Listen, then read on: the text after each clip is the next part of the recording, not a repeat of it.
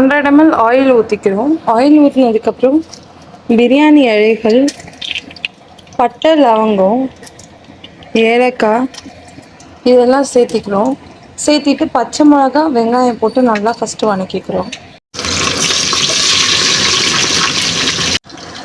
இஞ்சி பூண்டு பேஸ்ட் வந்து ஒரு 3 டீஸ்பூன் போட்டுக்கலாம்.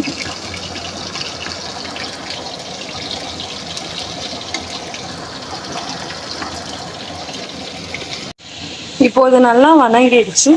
இப்போ நம்ம வந்து வெட்டி வச்சிருக்க காய்கறிகளையும் இதில் சேர்த்து வதக்கிக்கலாம். இதில் கேரட், பீன்ஸ், பீட்ரூட்லாம் சேர்த்திருக்கேன்.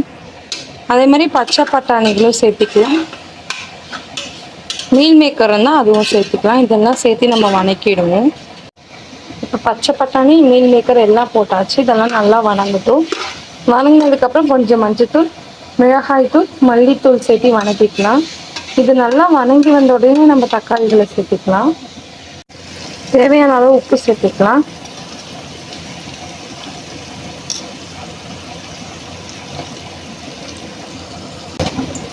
உங்களுக்கு காரத்துக்கு ஏற்ப வந்துட்டு நீங்கள் மிளகாத்தூளை வந்து சேர்த்துக்கலாம். இதெல்லாம் நல்லா வதங்கிட்டோம்.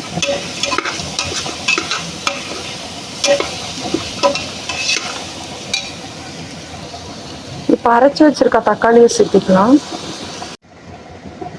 இப்போ கொஞ்சமாக தயிர் சேர்த்திக்கலாம்.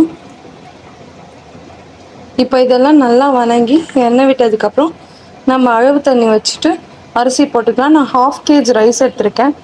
ஸோ 1/2 kg ரைஸ் வந்து நான் வந்துட்டு அந்த 1/2 kg போட்ட ரைஸோட படியில் வந்துட்டு நான் ஒரு கப்புக்கு 2 கப் வந்துட்டு தண்ணி ஆட் பண்ணியிருக்கேன்.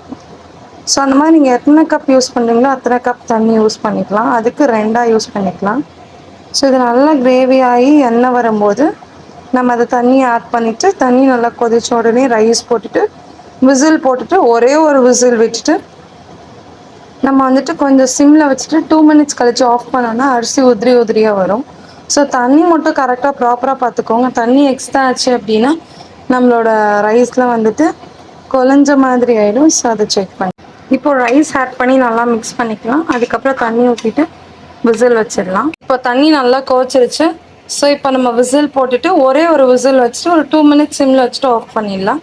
அதுக்கப்புறம் உங்களுக்கு எப்படி இருக்குன்னு காமிக்கிறேன். வெஜிடபிள் பிரியாணி சூடாக ரெடி ஆயிடுச்சு. இப்போ அதை மிக்ஸ் பண்ணிவிட்டு நம்ம எப்படி இருக்குன்னு பார்ப்போம்.